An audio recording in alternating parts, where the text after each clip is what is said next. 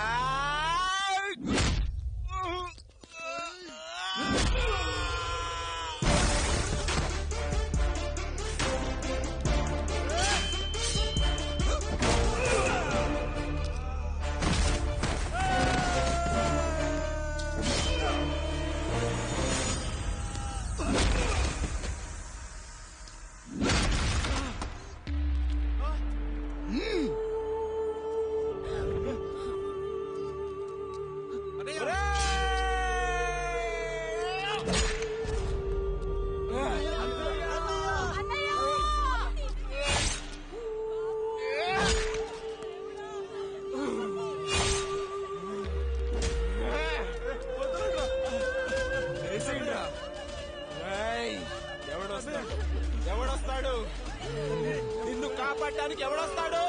ఏసేంట్రా?